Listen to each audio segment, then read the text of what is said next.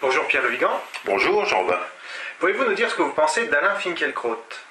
Alors, beaucoup de bien, même si je ne suis pas toujours d'accord. Moi, je dois à Alain Finkielkraut des choses.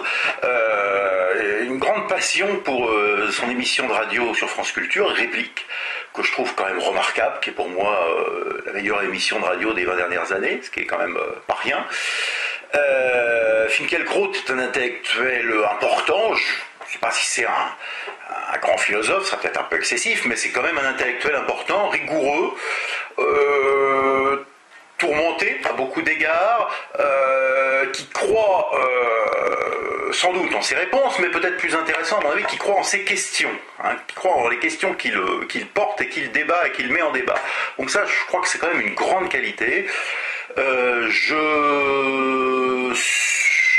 J'ai lu son premier livre, je pense que c'est son premier, c'est Le Nouveau Désordre amoureux, avec Pascal Bruckner, que je trouve un ouvrage assez intuitif, assez sensible, assez fin, qui remettait en cause en fait le tout politique et le tout révolution, en expliquant que on ne pouvait pas tout révolutionner, qu'il y avait en quelque sorte des invariants anthropologiques, notamment les relations hommes-femmes, et je trouve que d'emblée c'était un point de départ intéressant,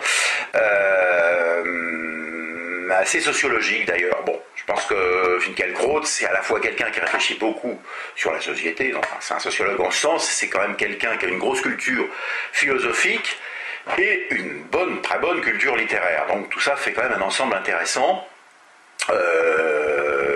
Ses réflexions sur la question de la transmission, sur la filiation, sa critique de l'idéologie de la communication et de la transparence, même s'il n'est pas le seul à avoir travaillé dans ce domaine, tout ça m'intéresse. Et quand on lit par exemple son dernier ouvrage, Philosophie et modernité, sa position par rapport à Heidegger et Carl Schmitt, c'est exactement ce que je pense. C'est quand même une défense pour l'essentiel des points de vue de ces deux penseurs importants. Voilà. Alors quel est son principal mérite selon vous?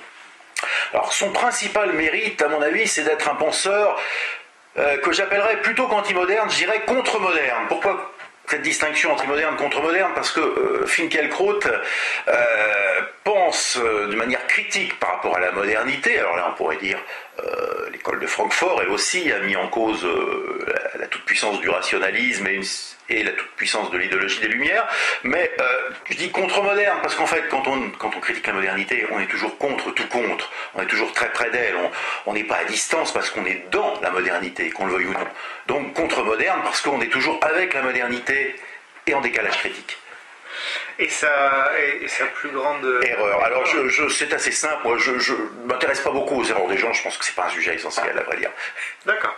Merci beaucoup Pierre Le Vigan. Merci.